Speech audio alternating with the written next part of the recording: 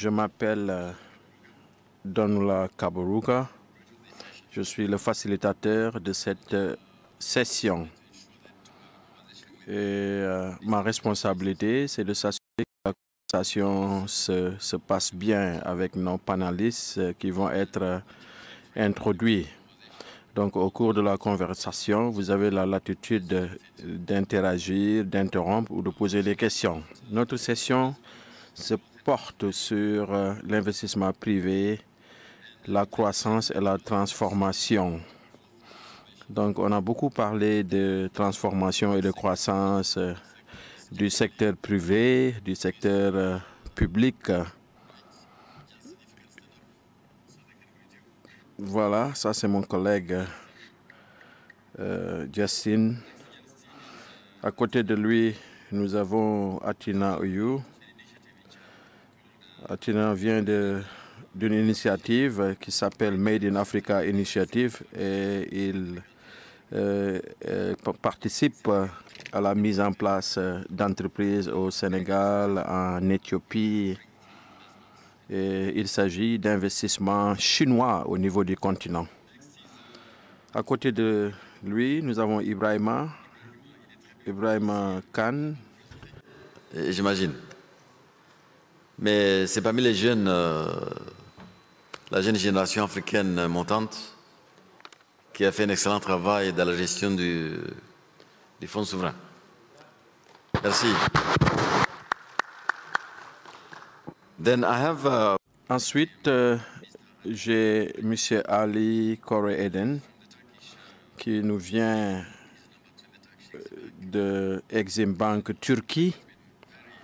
Comme vous le savez, la Turquie a été très active par rapport aux infrastructures, les aéroports, les ponts, les autoroutes. Et merci à lui, Ali Kore. Ensuite, nous avons qui est de la BRFM, qui est très bien connu, donc un grand marché en Afrique de l'Ouest. C'est hâte de vous entendre nous parler de l'évolution de cette région qui est aujourd'hui assez parmi les moteurs de l'Afrique.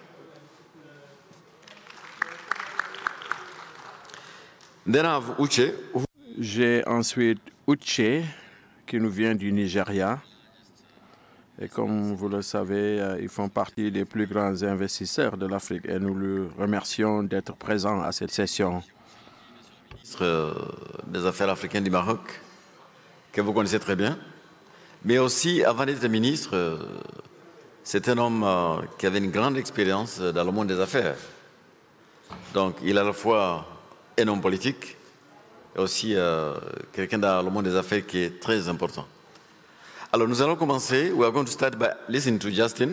En donnant la parole à Justin, qui va nous expliquer la transformation et la croissance.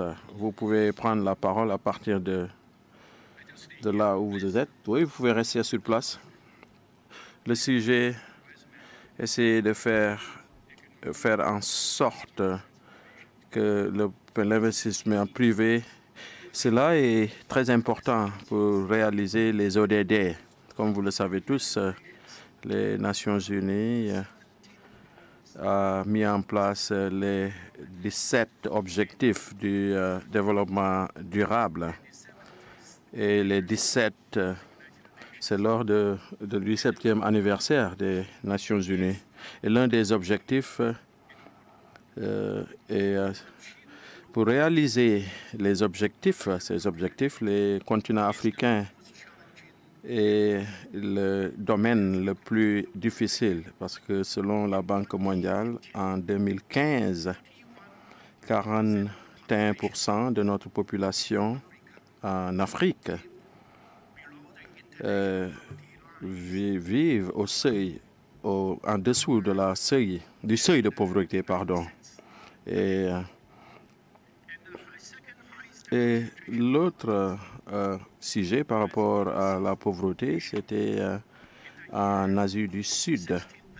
Donc, 60% de la population au niveau de l'Asie du Sud vivent en dessous du seuil de la pauvreté.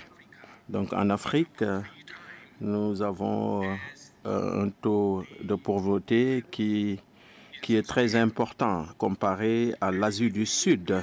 Donc si nous pouvons éliminer la pauvreté, cela va également contribuer à certains d'autres objectifs des ODD, par exemple l'objectif 2, l'objectif 3 également, qui concerne la santé. Si les gens, si les personnes sont en bonne santé, ils pourraient s'en sortir. Il n'y aura pas de famine.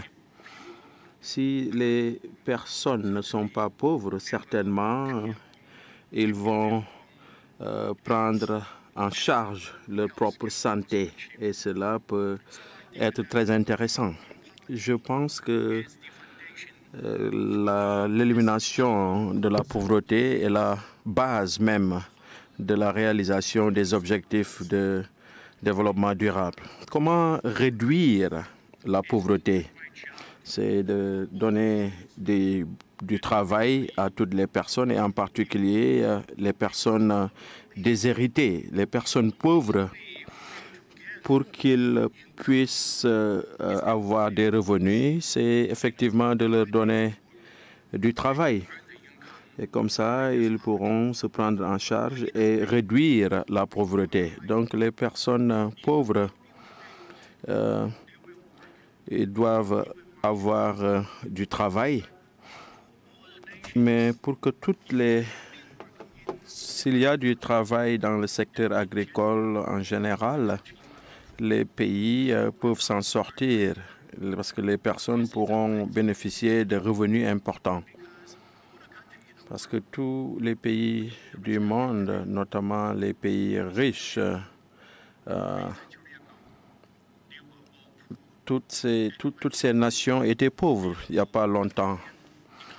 Donc, ils ont des économies agraires. For example, my own country, China. Il y a 40 ans, le PIB en Chine était inférieur au tiers de la moyenne en Afrique du sud du Sahara, juste un tiers. À l'époque, 41% de la population chinoise vivait dans des zones rurales avec des activités agricoles. À l'époque, 84% de la population chinoise donc vivait en deçà du seuil de la pauvreté internationale. Et aujourd'hui, la Chine est un pays à revenu intermédiaire prospère et également la transformation a vu le jour tout au long des autres pays à revenus intermédiaires. Nous avons des secteurs manufacturiers et nous avons également l'accroissement vraiment des industries à forte valeur ajoutée. Et nous avons également des secteurs de services à valeur ajoutée. Donc, c'est le moyen, c'est la voie de la transformation structurelle. C'est la solution pour réduire également la pauvreté.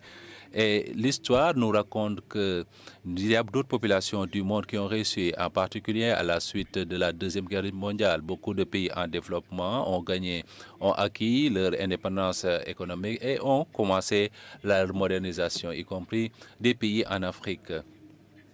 Et c'est l'importance de l'industrialisation qui a été comprise très tôt par les gens dès l'entame. Mais la plupart des pays, lorsqu'ils essayaient d'avoir une industrialisation, d'avoir un élan d'industrialisation, ont échoué.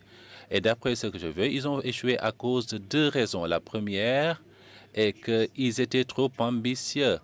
Essayer de cibler un secteur qui regorgeait de capitaux alors que c'était des économies agraires pauvres et ces secteurs sont à l'encontre des avantages comparés et dans un marché comparatif et ce n'était pas vraiment bénéfique. Et c'est une raison de leur échec. Et la deuxième raison est que ce n'était pas vraiment bénéfique. Donc, le secteur privé n'avait pas vraiment d'incitation pour investir dans ce secteur privé. En conséquence, le gouvernement a utilisé des entreprises publiques afin d'investir des industries très avancées, mais c'était des industries qui n'étaient pas vraiment compétitives. Et pour ce qui est des subventions gouvernementales, il y a eu une mauvaise allocation des ressources. Par ailleurs, même s'ils ont beaucoup investi, c'était à forte intensité de capitaux et cela ne conduisait pas à beaucoup d'emplois. En conséquence, la majorité de la population était vraiment coincée dans l'agriculture, dans les zones rurales. Et ce pays a suivi cette stratégie et en général, le pays a connu beaucoup de crises et c'était vraiment l'industrialisation qui a échoué. Et donc la transformation structurelle n'a pas vu le jour. Et à cause de cet échec, la communauté mondiale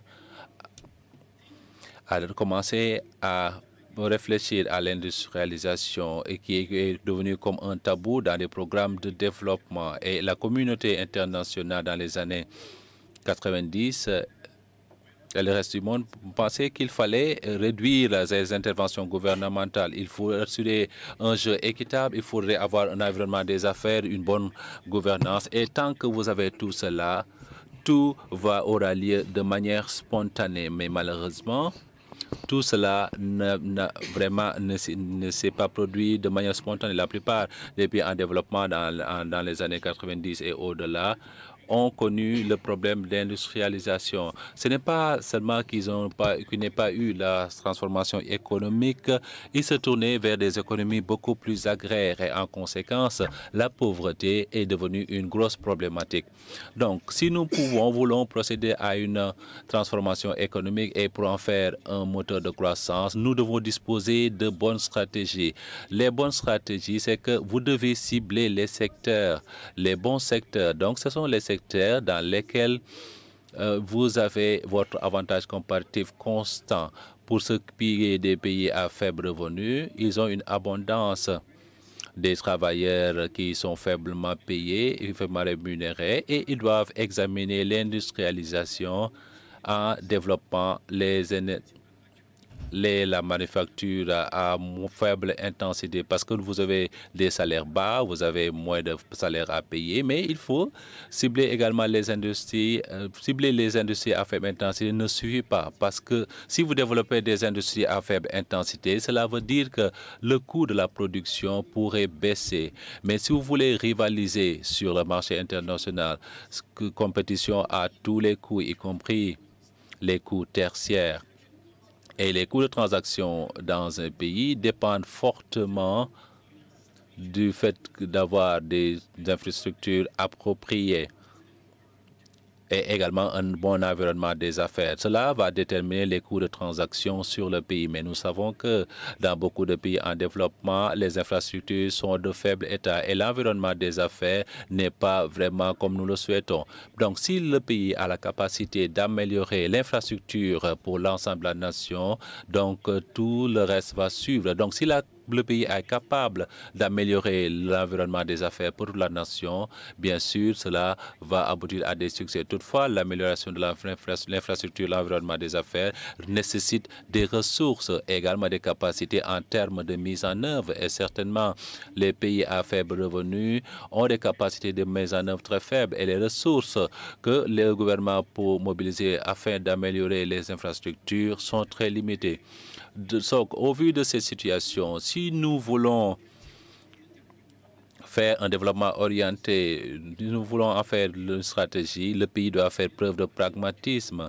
Il faudrait améliorer l'infrastructure d'abord pour la nation et l'environnement des affaires pour toute la nation. Nous devons commencer également avec des approches très claires, de créer des zones économiques, des parcs industriels, des zones d'expropriation. Et dans ces espaces, il faudrait rendre l'environnement des affaires assez bon afin de soutenir le développement des secteurs où le pays dispose d'un avantage comparatif. Et par ce truchement, dans cet élan, vous pouvez avoir la production, vous pouvez avoir également des coûts de transaction très faibles. Également, les coûts totaux seront inférieurs. Et ces secteurs pourraient être comparatifs au plan interne et également au plan international et pourraient servir de champion pour la transformation structurelle afin d'encourager des investissements étrangers et pouvoir des effets de levier à partir de cet élan. Et là, vous serez capable de créer des emplois pour les populations pauvres et pouvez accroître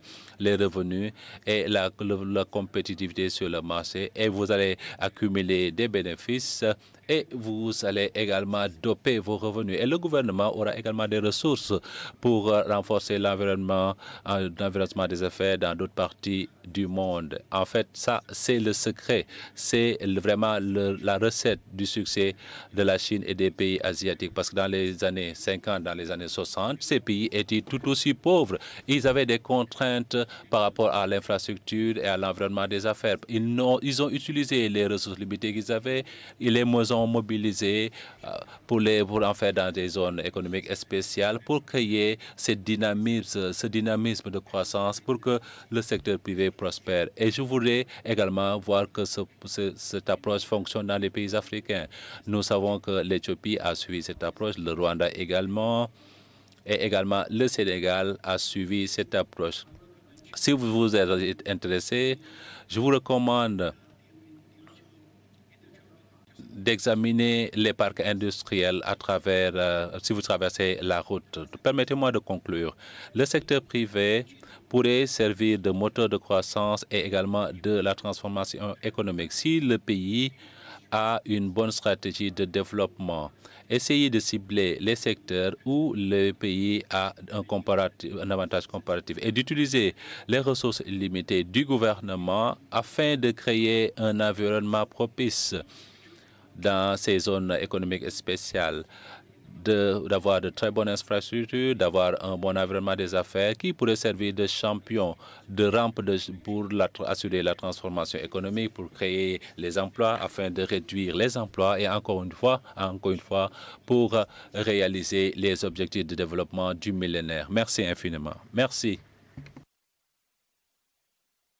Merci. Pour ceux qui ne connaissent pas Justin, c'était l'économiste en chef de la Banque mondiale. Ses avis sont complètement différents, je ne dirais pas différents de ceux de la Banque mondiale, mais il y a un nouveau courant de pensée. Pour ceux qui sont intéressés, je vous invite à jeter un coup d'œil à son ouvrage parce qu'il parle du secteur privé, du secteur public. Il a indiqué comment les deux travaillent ensemble en différentes phases de l'histoire pour s'assurer à ce que l'industrialisation est liée. Je vais revenir vers vous, monsieur, plus tard.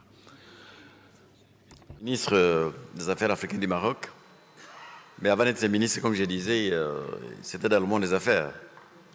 Malheureusement, il doit nous quitter aussitôt. Il a un voyage dans les îles, les grandes îles de Madagascar.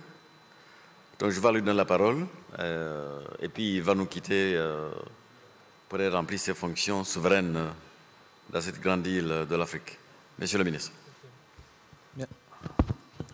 Merci beaucoup Donald. Effectivement, je suis passé d'un secteur à l'autre et ça me permet aujourd'hui d'avoir justement cette liaison qui est faite entre le secteur public et le secteur privé, puisqu'il s'agit de cette dualité depuis 2 jours, de parler des avantages du secteur privé, j'ai tendance à dire versus le secteur public, mais non, en fait, il faut le dire avec le secteur public. Donc je ne vais peut-être pas m'étaler sur les vertus du secteur privé ou comment chercher à améliorer la part du secteur privé dans les économies. On a des panélistes aussi ici qui en parleront beaucoup mieux que moi. Et puis hier, presque tout a été dit.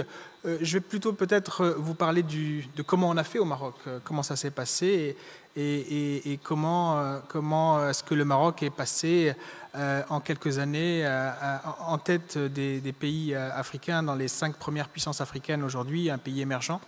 En fait, le Maroc, bien sûr, a des gouvernements, tous les 5 ans des élections législatives, et puis chaque année, il y a des lois de finances, comme dans tous les gouvernements, qui donnent un petit peu le là. Mais plus que ça, et au-delà de ça, au Maroc, il y a une vision. Il y a une vision qui est impulsée par Sa Majesté le roi Mohamed VI, dont nous fêterons cette année les 20 ans de règne en 2019. Et c'est cette vision qui a transcendé les gouvernements, qui a transcendé les lois de finances, les lois budgétaires, et qui a permis justement de fixer un cap pour le Maroc pour 20, 30, 40, 50 ans, avec une approche de croissance économique, socio-économique, on va dire, inclusive, qui s'appuie sur un certain nombre de stratégies sectorielles. Et là, on a au Maroc défini des stratégies sectorielles pour l'agriculture, la pêche, le tourisme, l'industrie, et j'en passe. Et donc, ça a permis d'avoir des visions long terme par rapport au développement socio-économique du pays. Et on s'est fixé des caps. Par exemple, pour le secteur automobile, on a défini une stratégie sur base d'écosystèmes où nous avons cherché à attirer les grands industriels automobiles. Et ce qui fait qu'aujourd'hui, dans le nord du Maroc, il y a l'une des plus grandes usines Renault au monde. Mais au-delà d'un investissement étranger, nous avons créé un écosystème autour de cette usine avec tous les fournisseurs en poussant les investisseurs internationaux à faire de l'intégration industrielle et à avoir autour d'eux des entreprises marocaines qui sont dans l'écosystème de cet opérateur. Donc des grandes stratégies sectorielles pour l'industrie, je vous le disais l'automobile, mais également l'aéronautique. Aujourd'hui, il n'y a pas un avion dans le ciel qui vole sans une pièce aéronautique marocaine, que ce soit un câble, un morceau de fuselage ou même un tissu de siège. Aujourd'hui, tous les avions, sans exception, volent avec du Made in Morocco quelque part. Donc une vision claire de Sa Majesté le Roi qui transcende, je vous le disais, les calculs politiques, des stratégies sectorielles bien définies, un écosystème qui tire l'ensemble des entreprises locales marocaines et surtout, bien sûr aussi, pour que cela puisse se faire, la création d'un environnement. Ce n'est pas par hasard que le Maroc est passé en une dizaine d'années dans le classement des Doing Business de la 100e position à la 60e position aujourd'hui. Donc aujourd'hui, sur 190 pays classés dans le Doing Business, le Maroc est 60e. Et ça, c'est parce que nous avons mis en place un certain nombre de dispositifs qui sont des dispositifs fiscaux, juridiques, réglementaires, qui font qu'aujourd'hui, l'investissement est possible au Maroc. Et justement, cet investissement qui a drainé des IDE, donc des investissements directs étrangers, a permis aux investisseurs marocains et aux entreprises marocaines et au secteur privé marocain de se développer en toute sérénité, je dirais. Mais alors, vous allez me dire, qu'est-ce qu'on peut encore faire de mieux? Moi, je pense aux tailles de marché. Quand ces entreprises installées au Maroc ont elles-mêmes des plans de développement stratégique, on regarde un marché de 30-35 millions d'habitants, ce n'est pas forcément l'idéal pour chercher à avoir une taille critique et une masse critique. Donc, l'idée aujourd'hui, c'est de faire du Maroc une plateforme, un hub vis-à-vis de l'Afrique, de l'ensemble du continent africain.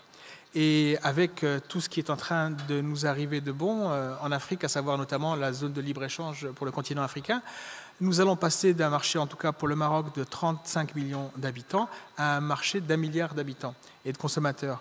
Donc cette intégration régionale et continentale va permettre au Maroc d'aller réellement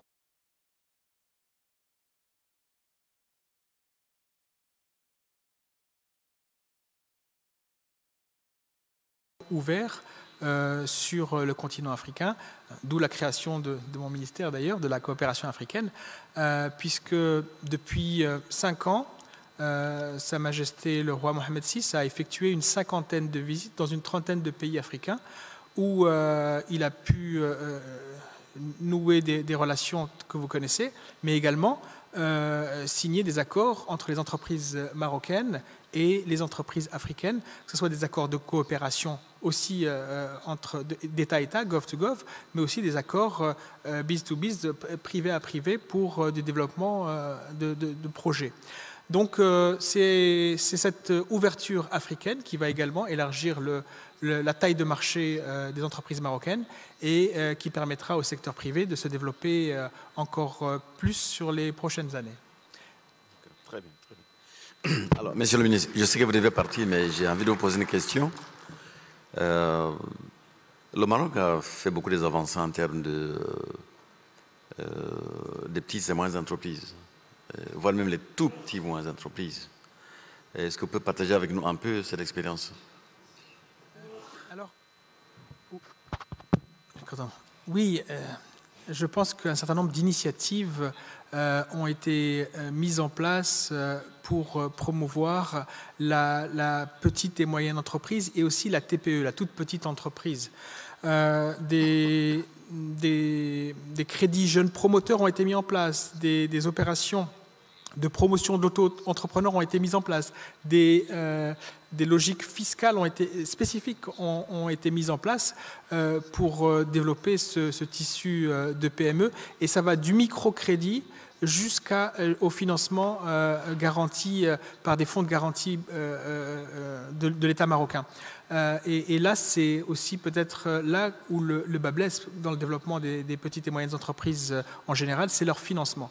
Et on l'a très vite compris au Maroc et nous avons mis en place un certain nombre de mécanismes qui vont de la garantie de l'État jusqu'au financement en passant justement par le réseau bancaire marocain qui a, lui, soutenu la PME. Et c'est d'ailleurs aussi, je reviens à la logique africaine, grâce au réseau bancaire marocain, les 3 grandes banques marocaines qui se sont aujourd'hui bien implantées dans une quarantaine de pays africains et qui permettent aussi ce financement dans l'ensemble du continent. Donc oui, nous sommes parfaitement conscients de la nécessité d'accompagner le tissu des PME qui forment l'essentiel de la création de richesse et de valeur d'une économie en général et aussi en particulier au Maroc, et nous les avons soutenus par ces mécanismes de garantie et de financement.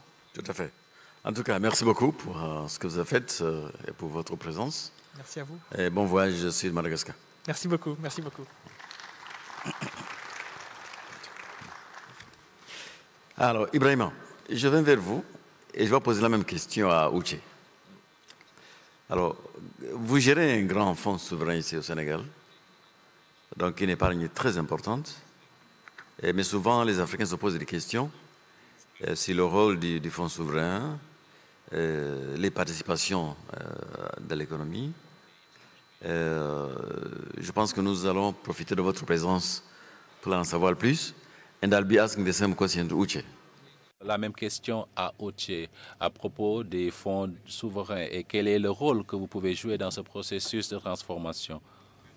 Président, et thank you very much and welcome. Merci beaucoup et soyez les bienvenus à nos amis, Alain Gomis, à tout le monde. Juste pour vous permettre de porter vos écouteurs, à présent, je vais passer au français. Je voudrais, pour répondre à cette question, si vous permettez, et puis je voudrais aussi m'excuser par avance de certaines approximations que j'aurais à faire pour être plus clair.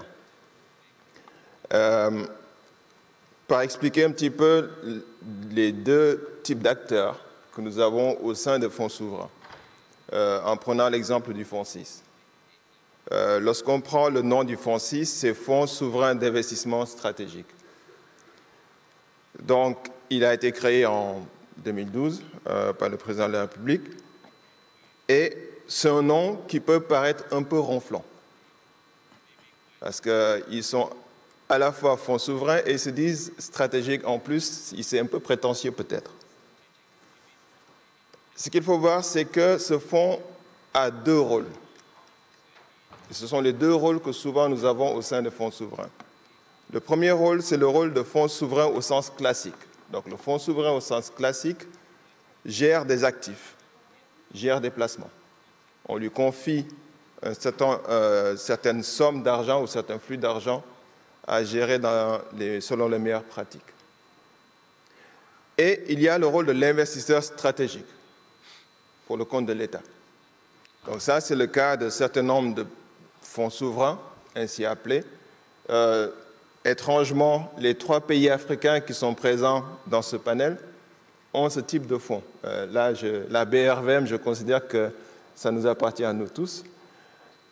Mais le Nigeria a un fonds souverain de cette nature qui est un investisseur stratégique. Le Maroc, avec ITMAR aussi, a un investisseur stratégique, et le Sénégal également.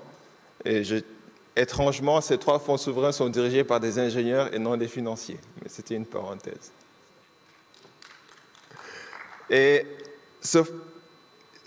pour être bien expliqué, je vais peut-être prendre la parabole de l'intendant de cantine d'université. Nous avons tous été à l'université, qui a une liste de courses et qui doit, entre autres, acheter, disons, des frites surgelées avec des spécifications techniques, des dates limites de consommation, des températures de congélation, etc. Et évidemment, s'il achète autre chose que ce qu'il y a sur la liste, il est sanctionné.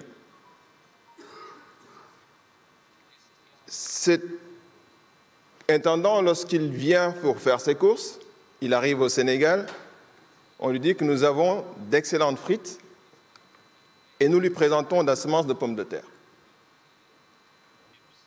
Et entre la semence de pommes de terre et les frites surgelées, il faut une industrie qui va transformer avec l'agriculture et l'industrie pour lui présenter le produit qu'il veut. Cependant, cette industrie, nous ne l'avons pas encore. Cette parabole est applicable aussi bien pour celui qui a des capitaux et qui souhaite les placer,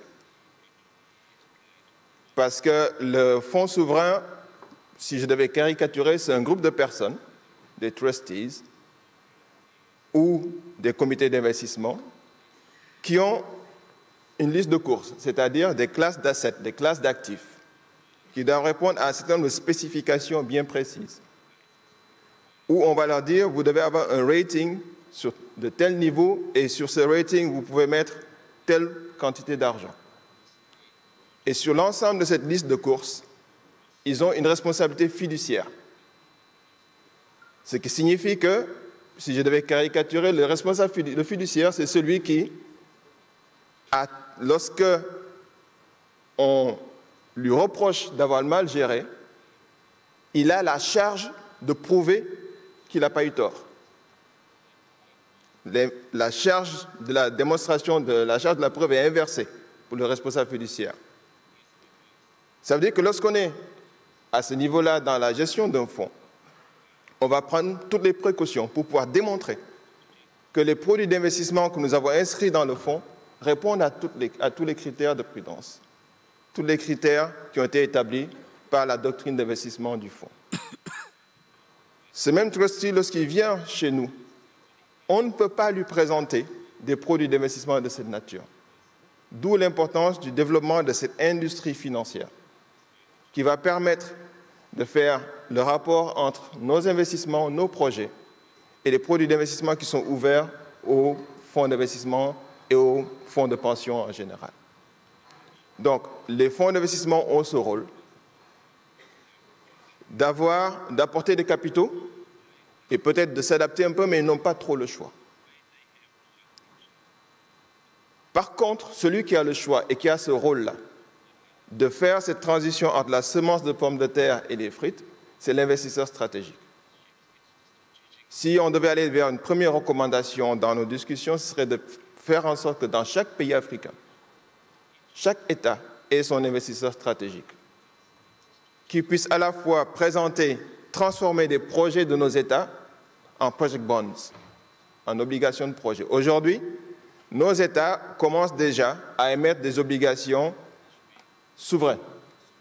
Donc le Sénégal a déjà émis plusieurs obligations souveraines dans la sous-région et ça a un certain succès parce que les gens peuvent faire un rating. Le Sénégal a une notation sur le risque souverain. L'étape d'après, pour attirer l'argent du privé dans nos projets, c'est d'aller vers une ingénierie financière qui va présenter des risques projets avec éventuellement des garanties souveraines, même si ça peut être plus complexe à structurer. Le deuxième rôle de l'investisseur stratégique, c'est de faire le même travail, non pas à destination des capitaux domestiques ou étrangers, mais à destination des entreprises. Ça veut dire mettre l'argent juste nécessaire pour attirer l'entreprise nationale ou étrangère. Je donne l'exemple de ce que notre premier investissement au Fonds 6, ça a été dans le solaire et dans la santé. La première centrale solaire, nous avons fait un premier investissement d'amorçage pour prendre un contrat qui était structuré d'une certaine manière. Il était structuré de manière qui ressemblait aux centrales à énergie thermique, avec un profil d'investissement particulier, CAPEX faible, OPEX fort. Le solaire, c'est l'inverse. Le CAPEX est très élevé et les OPEX très faibles. Donc le profil de contrat devait être renégocié. Nous avions la légitimité de renégocier avec nos amis de la Sénélec. Au bout du processus, nous avons pu attirer d'autres investisseurs, d'autres fonds d'investissement. Et ça a été notre première centrale solaire de 30 MW que nous avons installée. Nous avons depuis 4 autres centrales de cette taille. Les 2 dernières centrales, c'était dans le cadre de Scaling Solar, où nous avons non seulement pu avoir 60 MW à installer maintenant, ça va commencer dans les mois qui viennent, mais à un prix de 25 francs CFA le kilowattheure, qui est un record. C'était 3,8 eurocents le kilowattheure solaire vendu à la Sénélec. Parce que l'argent de développement a été mis en place. Donc voici un petit peu le rôle qu'on voit au niveau des fonds d'investissement. C'est surtout un focus sur l'investisseur stratégique qui permet d'avoir des produits d'investissement pour les entreprises et des produits d'investissement pour les capitaux domestiques et étrangers. Merci Ibrahima. Mais j'ai compris aussi de votre part que pour gérer un fonds souverain, il faut des ingénieurs, pas des économistes. Ce n'est pas une mauvaise idée, mais j'ai posé la même question à Uchi, qui est également ingénieur. Je suis un économiste simple, mais j'ai posé la même question que celle que j'ai posée à Ibrahima. Merci beaucoup, Dr Kaberuka. Je pense que le concept des pays africains qui promeuvent les fonds souverains, il y a beaucoup de choses qui ont eu lieu sous votre magistère en tant que président de la Banque africaine de développement. Il est très heureux de voir que beaucoup de pays l'ont adopté. Mon avis sur les pays africains et les fonds souverains. Peut-être pour rejoindre ce qu'Ibrahim a dit, la terminologie doit être élargie pour les appeler également les fonds de développement souverain. Et voici la raison. Nous avons de grosses difficultés en Afrique, des choses que nous ne pouvons pas vraiment résoudre avec la définition stricte du fonds souverain. Donc le fonds souverain va faire la péréquation, la stabilisation de l'économie, mais au Nigeria, le fonds que nous dirigeons, nous en avons 2. L'un, c'est pour l'épargne pour les générations à venir et l'un porte sur la stabilisation, la péréquation de l'économie en particulier. Mais le troisième fonds, c'est le fonds pour les infrastructures au Nigeria, qui apporte des investissements dans le pays. Et ici, nous pensons que pour répondre à votre question par rapport à au rôle que nous pouvons jouer, la stratégie que nous avons adoptée pour le Fonds nigérien des infrastructures est la suivante. C'est l'investissement direct dans ce que nous définissons comme le secteur stratégique. Et pour nous, les secteurs stratégiques sont l'agriculture, les soins de santé, les péages, l'électricité, les autoroutes.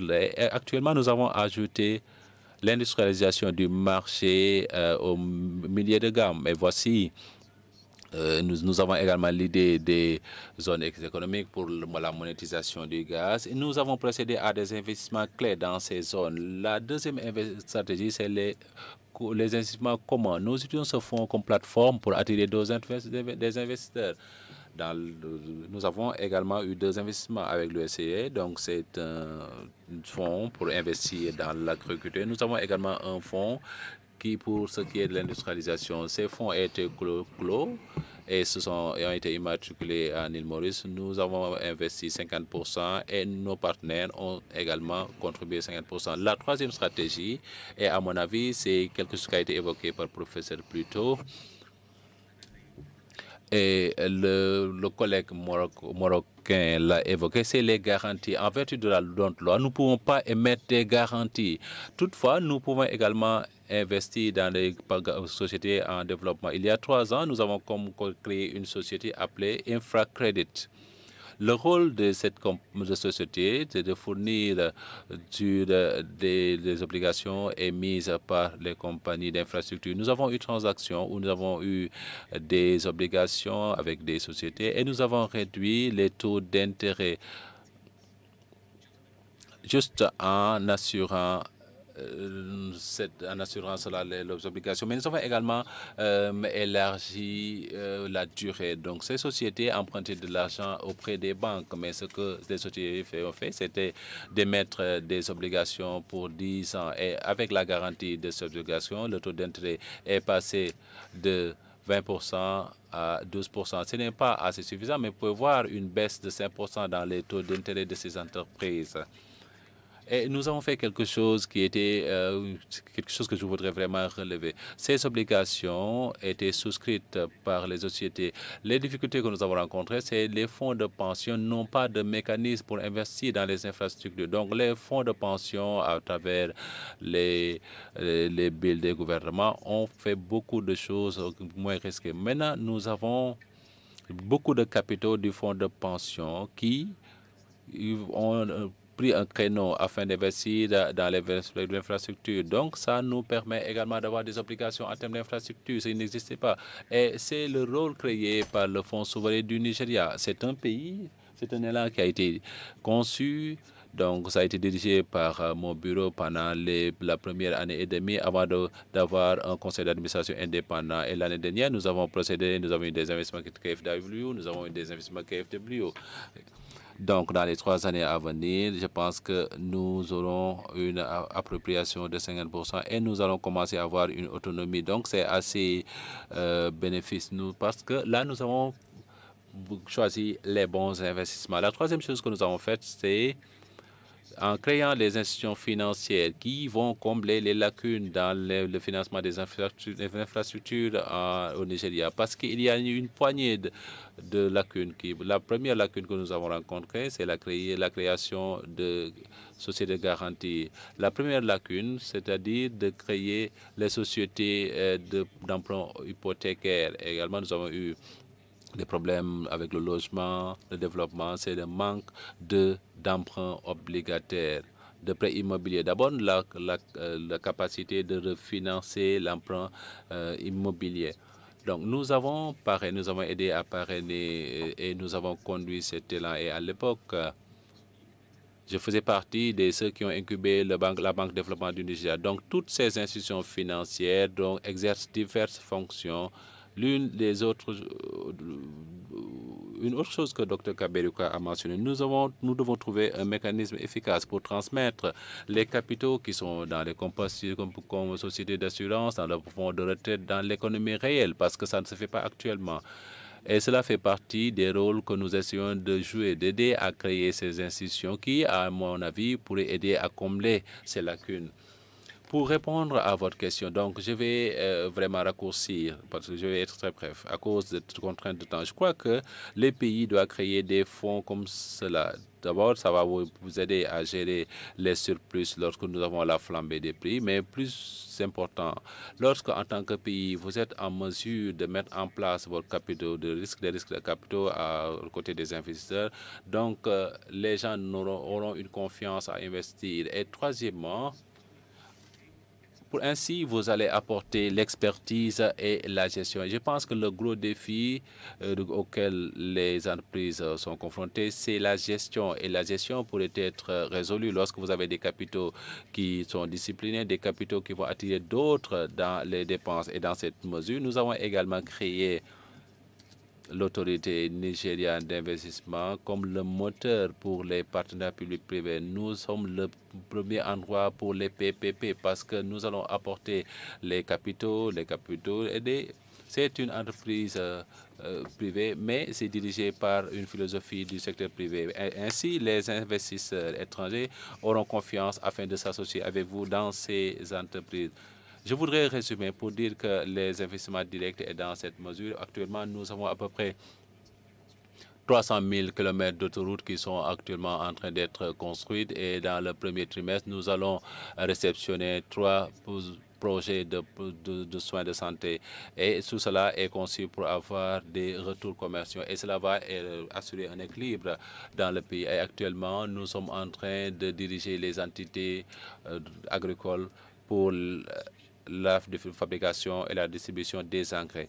Une autre chose que j'espérais dire lorsque l'homologue marocain était là, c'était le potentiel de commerce intra-africain. Dans l'entreprise des engrais, nous achetons des phosphates auprès du Maroc.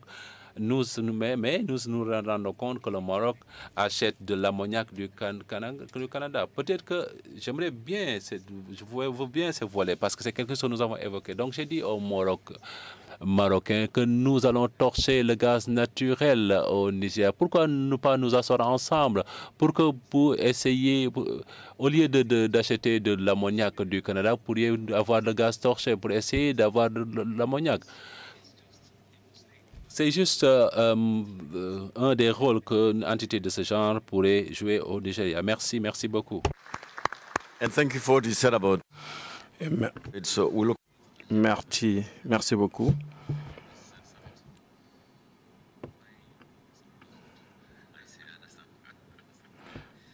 Merci beaucoup. Courrier. Je vais revenir sur cette expérience au niveau de votre pays pour voir comment le secteur privé marche, et voulez-vous partager votre expérience? Tout d'abord, je voudrais rebondir sur la présentation du professeur parce que quand même c'est assez intéressant. Donc, les PME sont extrêmement importants au niveau de notre économie. Comme vous le savez, c'est la base de notre économie dans la création d'emplois, dans la croissance et dans les exportations. Ce que nous faisons, c'est qu'il y a différentes institutions au niveau de notre gouvernement. Il y a également des agences et il y a beaucoup de programmes pour appuyer l'investissement en Turquie. Par exemple, lorsqu'on achète quelque chose à l'étranger, on essaie de faire en sorte que les gens exportent ce qu'ils produisent. Et nous essayons au niveau du pays de faire en sorte que le secteur privé puisse contribuer. Parce que selon l'économie turque, presque 70% des exportations sont faites par les PME, donc on ne peut pas les occulter. En Turquie, en 2000, ce nombre était estimé à 10%. En 2017, c'était estimé à 6% par rapport aux exportations. Vous voyez? Donc, nous avons besoin d'appuyer les PME en fournissant des incentives et en essayant de mettre en place d'autres programmes. Il nous faut également renforcer les capacités. Donc, c'était ce que je voudrais ajouter par rapport à la contribution des PME.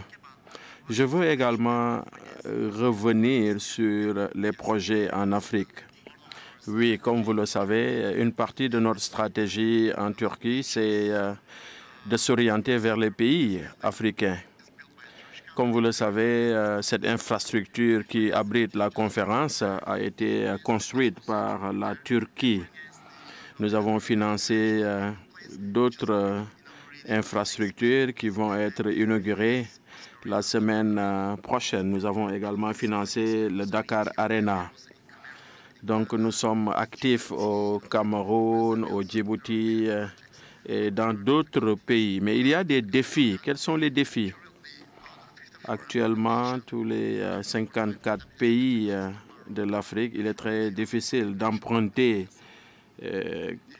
Donc il y a des problèmes. Il faut trouver les voies et moyens pour accompagner les projets du secteur privé, comme les projets PPP.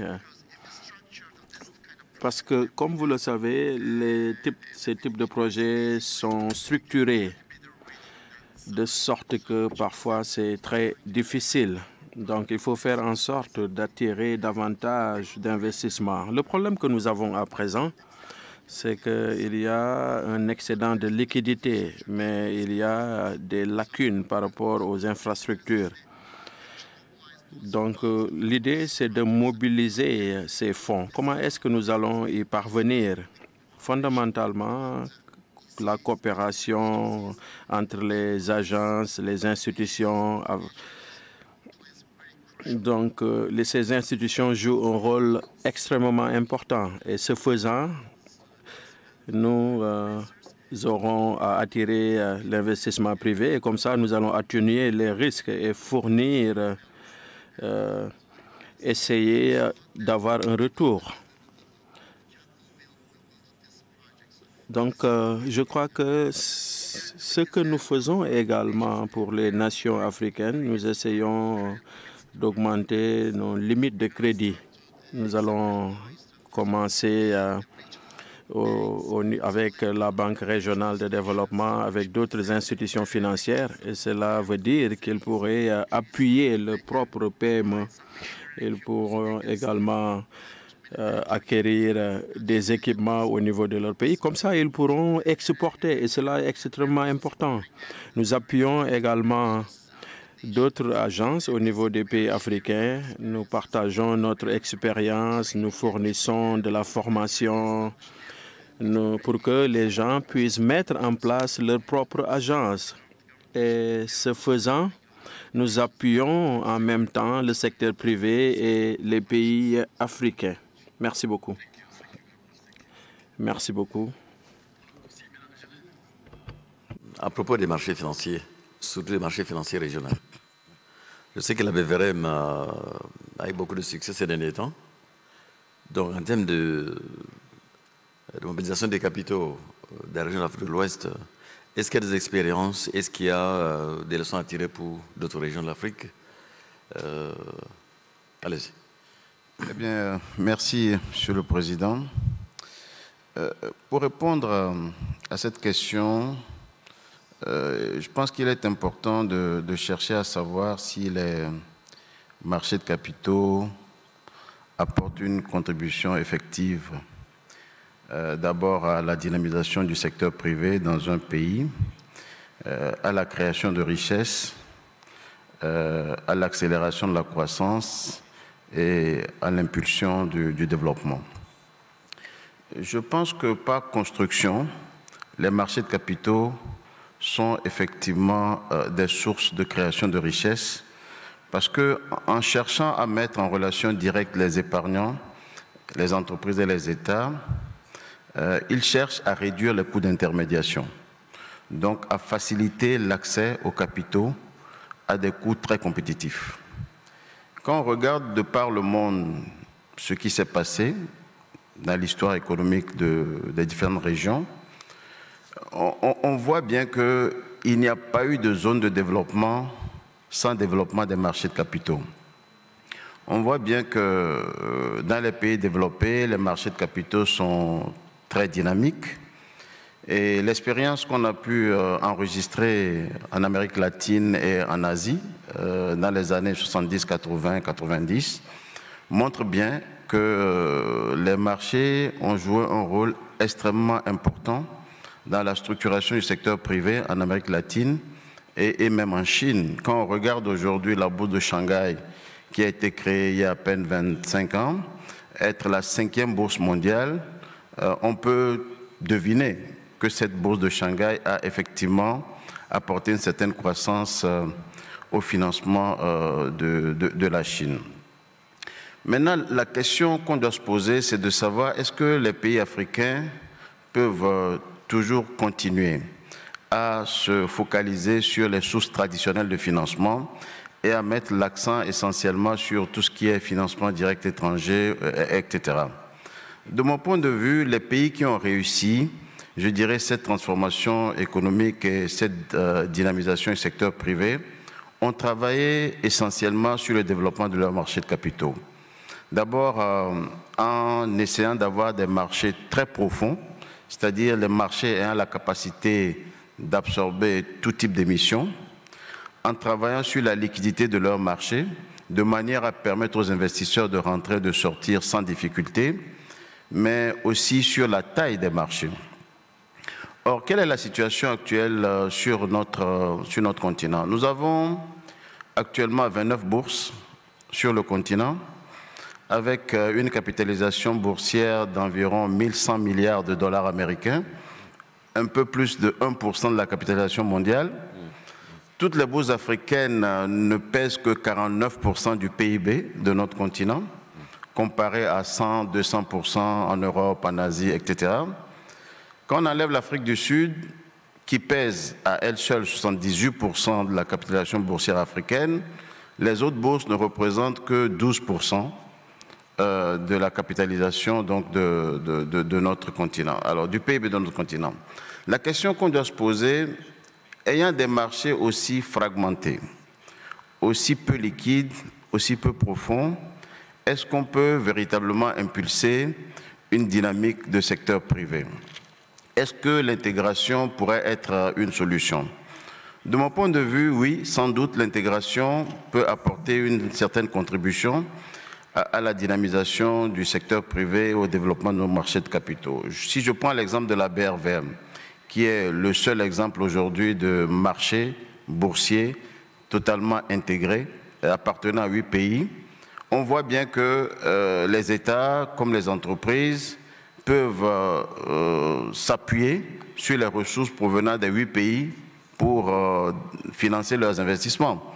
L'État ivoirien, sénégalais n'a pas besoin uniquement de se limiter aux ressources venant du Sénégal ou de la Côte d'Ivoire. On peut lever les ressources sur l'ensemble du continent, de la sous-région. Il en est de même pour le secteur privé. Quand nous avons une émission d'action, les investisseurs proviennent des 8 pays de l'UEMOA. Cela me paraît être quelque chose d'extrêmement important. C'est un exemple qui montre que l'intégration permet d'aller au-delà de ces frontières. L'intégration permet de solliciter des ressources partout où il y a des ressources. Il y a des initiatives qui sont en cours sur le continent, d'abord en Afrique de l'Ouest, notamment au niveau de la CEDEAO. Nous avons entamé depuis bientôt 5 ans des travaux pour intégrer la bourse de Lagos, la BRVM, la bourse du Ghana et le Cap-Vert. Il y a des initiatives également en Afrique de l'Est et on peut saluer les opérations, les toutes dernières qui sont passées sur la bourse de Kenya ou du Rwanda, où aujourd'hui on a des opérations sans frontières sur les bourses de l'Afrique de l'Est, ce qui est une très bonne avancée en matière d'intégration. La SADC également travaille sur le sujet. Mais ce qui me paraît important à relever, c'est que ce regroupement des bourses à l'échelle régionale ou même continentale va forcément leur conférer une certaine taille.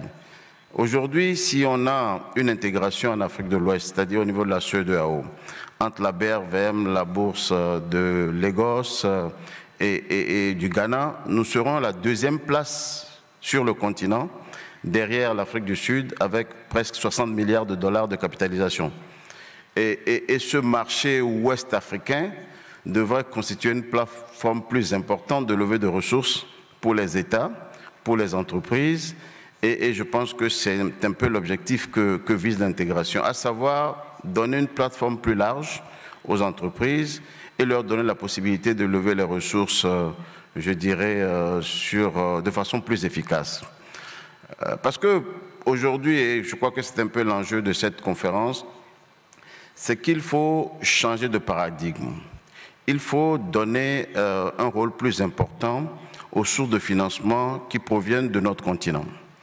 Parce que, évidemment, est-ce qu'on peut continuer à entendre le fait que la bourse de Londres est la première bourse africaine, parce que c'est là où on retrouve pas mal d'entreprises africaines qui lèvent des ressources et qui se font coter. Pourquoi pas sur le continent?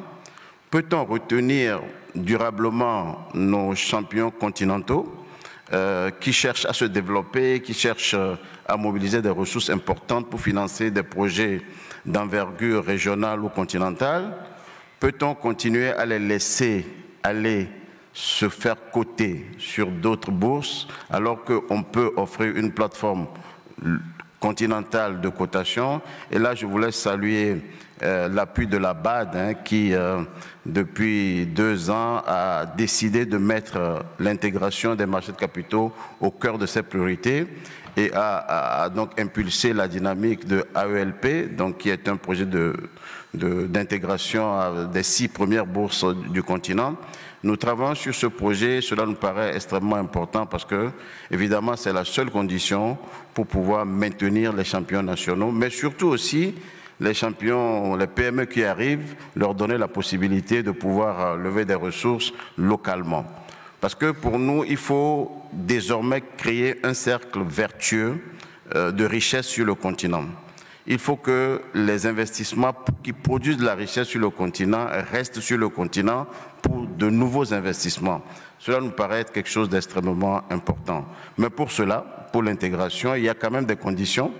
D'abord, il faut que les réglementations soient harmonisées. Nous avons différents environnements et différentes réglementations. Il est important de les harmoniser.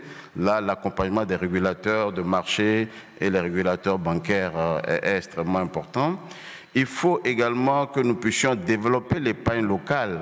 Parce que, évidemment, la réponse qu'on nous donne souvent, c'est de dire « mais il n'y a pas d'épargne localement, on préfère aller chercher l'épargne à l'extérieur ».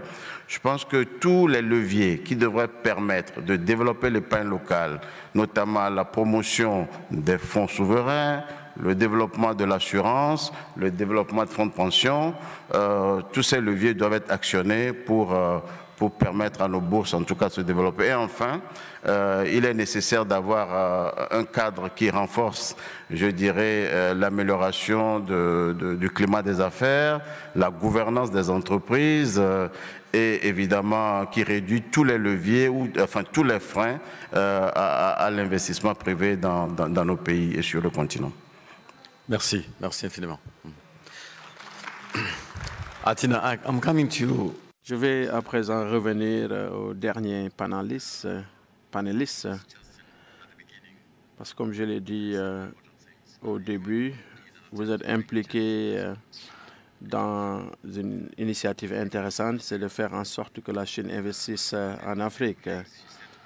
J'ai rencontré un collègue qui m'a dit que l'investissement chinois rencontre des difficultés et elle a fait état de l'énergie, de la logistique, des clusters.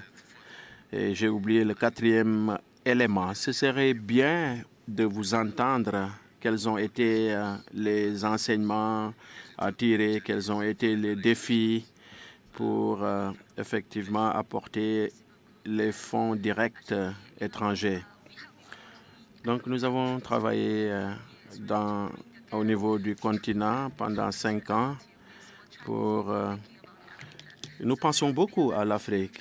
Il y a beaucoup de communication par rapport à ce projet. Mais je voudrais dire que sur la base de mon expérience, je crois que la chose la plus importante que je voudrais souligner, c'est l'importance des cas réussis, des cas de réussite ou des leçons.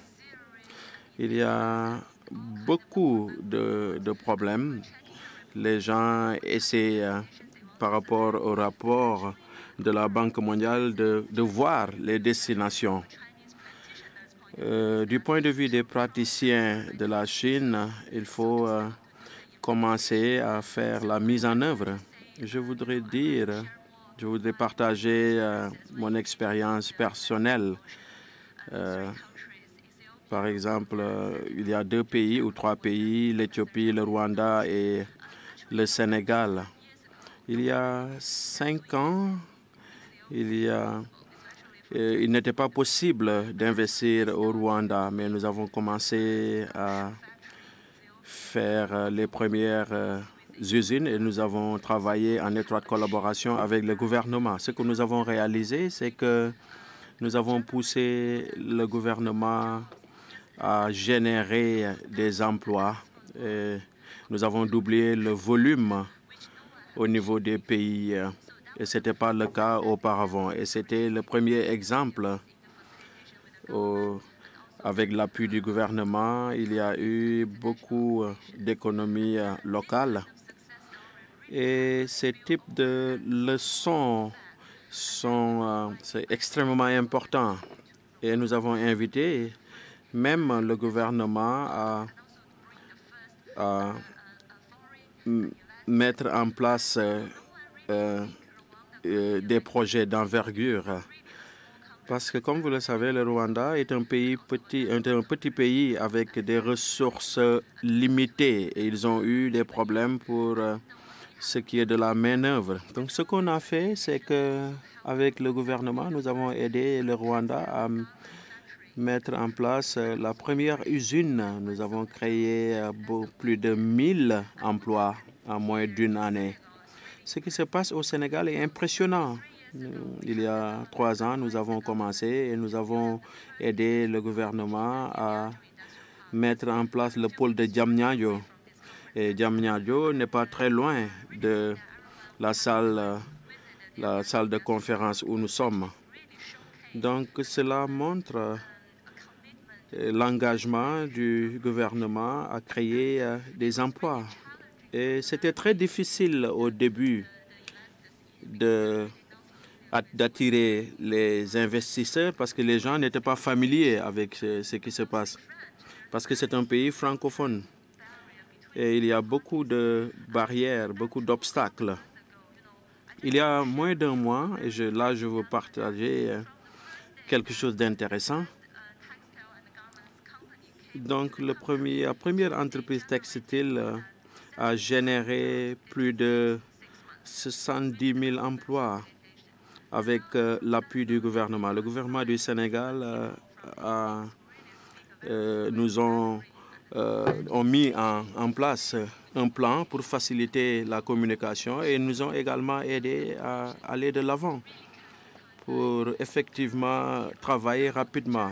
Actuellement, nous travaillons à aider le gouvernement à former plus de 70 personnes pour la gestion de cet équipement qui est importé de la Chine. Et nous leur aidons également à pouvoir réussir ce projet. Donc, en résumé, je crois qu'il y a beaucoup de défis, mais le gouvernement doit effectivement mettre l'accent sur l'industrialisation. Il faut également faire en sorte de générer des retours. Ils peuvent, par exemple, générer des emplois pour les jeunes qui cherchent désespérément des emplois. Donc, il faut également fournir de la formation et de l'expertise technologique. Donc, c'est ce qu'on a pu faire avec le gouvernement et nous travaillons en étroite collaboration avec les investisseurs étrangers. Et c'est la seule manière de générer des emplois. Donc, ça, c'est mon expérience personnelle. So, we have a few minutes left and I'm going to ask the audience. Donc, il nous reste quelques minutes et nous allons demander au public, à l'auditoire, s'ils ont des questions aux panélistes. Et je vais retourner à nos chers panélistes. Oui?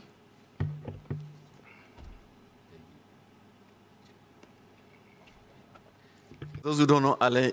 Pour ceux qui ne connaissent pas Alain, il dirige un fonds d'infrastructure très important et vous pouvez même entrer en contact avec lui. Et merci de m'avoir donné la parole.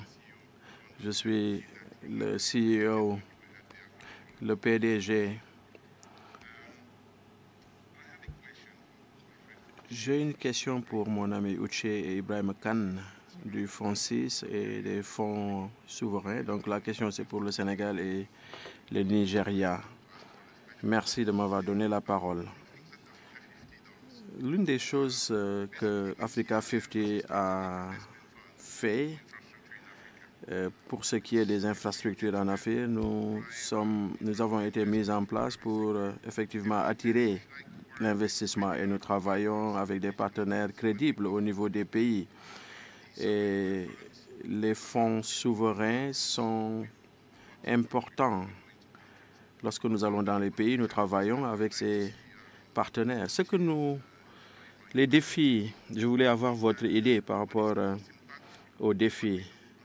Quelle est la chose qui vous a beaucoup plus marqué? C'est le développement des projets lorsque nous dépensons de l'argent ou des ressources pour mettre en place des projets. Qu'est-ce qu'il faut faire pour que d'autres investisseurs se joignent à nous? Un autre défi tout aussi important, c'est que pour les fonds souverains, il y a des problèmes de ressources, des ressources limitées. Donc, est-ce qu'on peut essayer de penser à améliorer ces fonds souverains?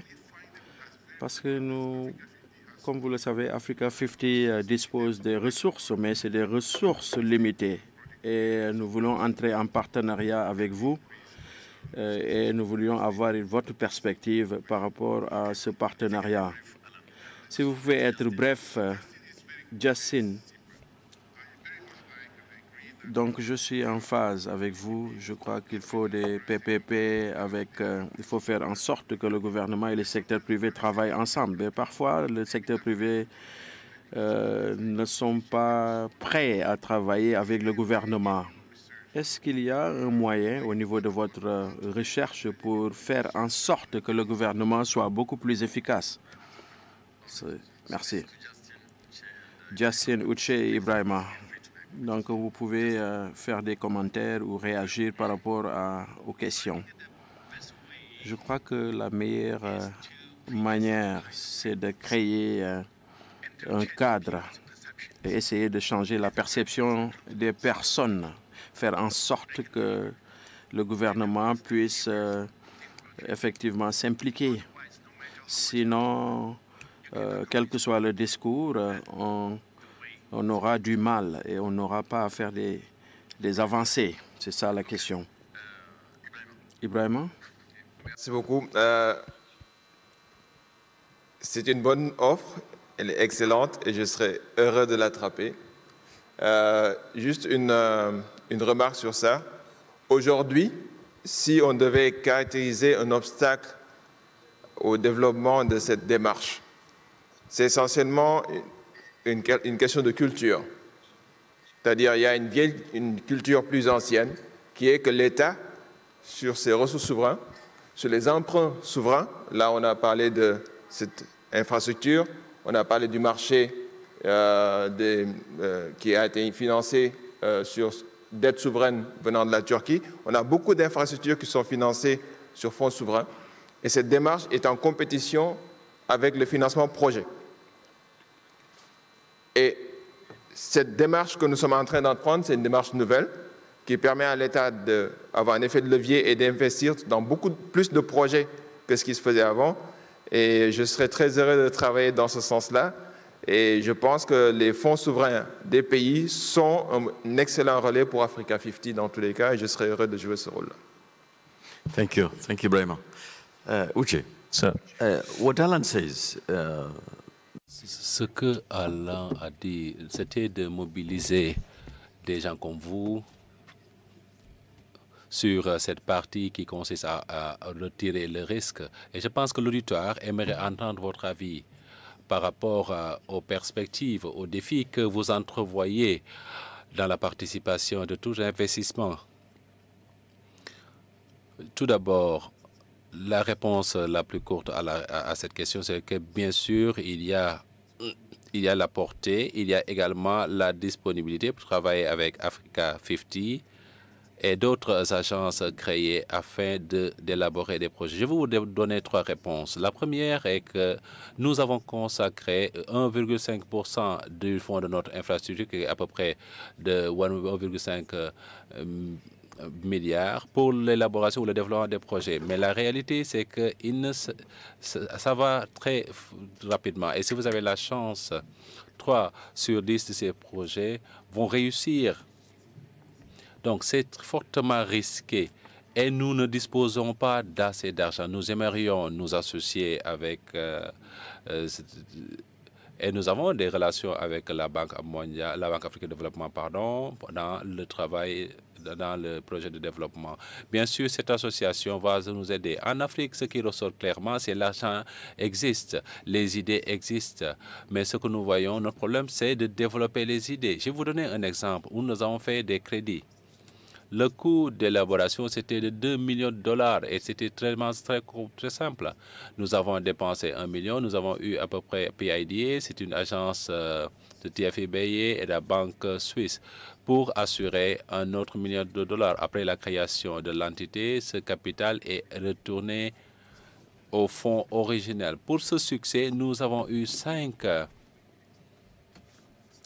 banques qui sont 5 entités qui se sont associées. Nous devons nous faire tout cela parce que pour les cas de réussite, parfois il faut épargner assez d'argent pour les réinvestir sur des projets qui ne fonctionnent pas. La deuxième réponse, c'est que nous le faisons projet par projet. Au début, nous voulions créer un fonds, mais on s'est rendu compte que la gouvernance, l'administration serait très complexe.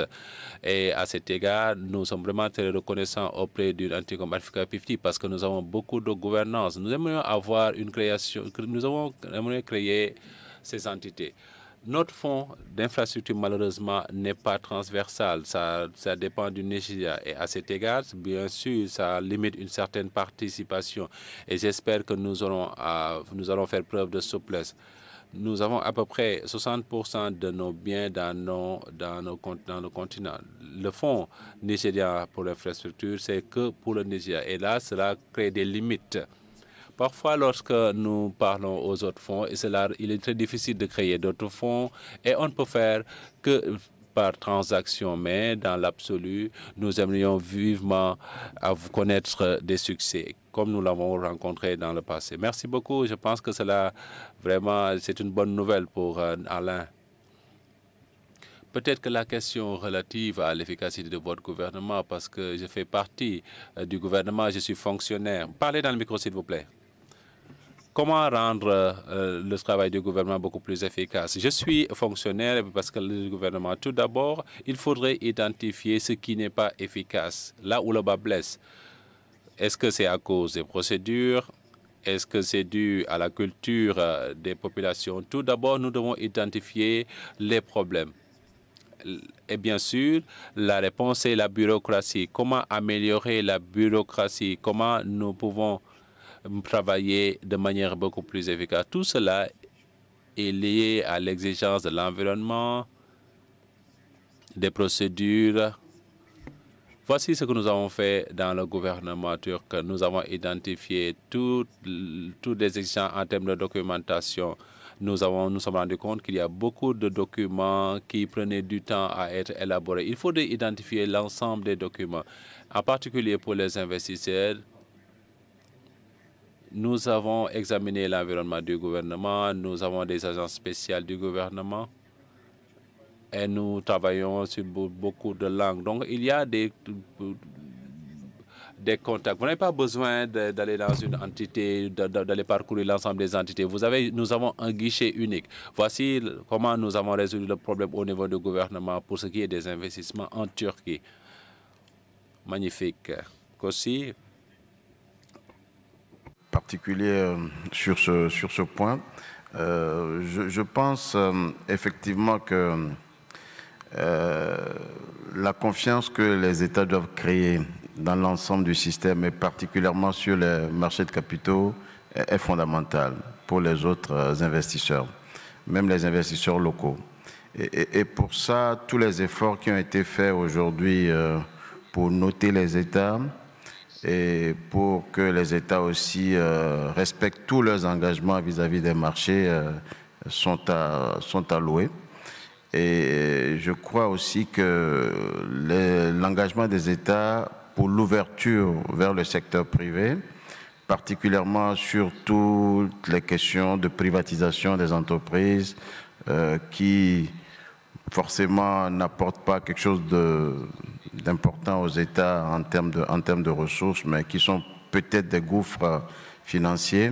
Cette question de la privatisation aussi peut être un levier extrêmement important pour amener le secteur privé à se sentir concerné par certains secteurs d'activité, mais et surtout à faire en sorte que les privés qui ont de l'argent investissent dans nos pays. Thank you very much. So Merci beaucoup. Je pense que nous sommes à court du temps qui nous était imparti. Est-ce que les organisateurs pourraient nous donner 5 autres minutes? Permettez-moi de vérifier avec le grand boss ici.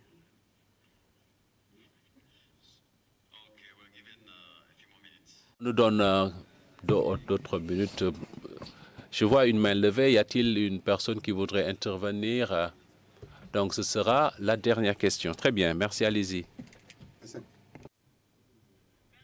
Poser une question assez simple, essentiellement au fonds stratégique.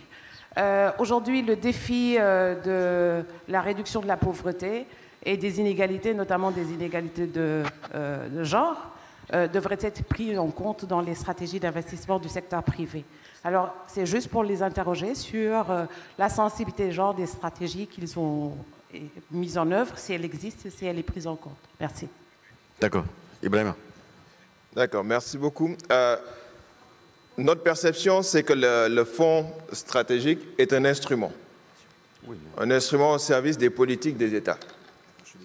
Et aujourd'hui, la politique, clairement, c'est nous voulons, en particulier par le PUDC, entre autres programmes, faire en sorte que le temps et l'énergie qui est aujourd'hui emprisonné dans un certain nombre de tâches domestiques pour les femmes puissent être libérés pour participer à l'économie de manière active parce qu'ils ont une puissance d'action dans l'économie, en tout cas au Sénégal, assez forte. Elles ont. Dans ce cadre-là, le fonds stratégique doit être un instrument. Et tout à l'heure, on va demander un certain nombre de conclusions. Le mot de conclusion, pour moi, ce serait l'effet de levier. Là où la force publique va mettre, mettons, dans un village, un forage, une centrale solaire ou toute autre unité pour faciliter la vie et dégager du temps de travail, l'investisseur stratégique va permettre à l'État d'en mettre 3, 4 ou 5 avec la même ressource. Telle est notre stratégie, c'est avoir effet de levier. Ça veut dire quoi? Faire de chaque problème une opportunité de créer un champion. Nous avons un problème d'approvisionnement en électricité rurale. Nous avons 100 millions à mettre dans ce problème. Au lieu de mettre 100 millions pour acheter les équipements qui coûtent 100 millions, on capitalise une entité qui fait 100 millions, qui va lever 300, 400, 500 millions de plus parce que cette activité elle-même génère des revenus et permet de lever et faciliter et aller dans le sens de cette stratégie de l'État qui est mise en place.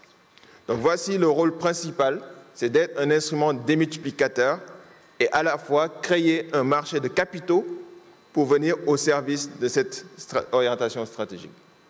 Thank you. Thank you very much. Merci beaucoup.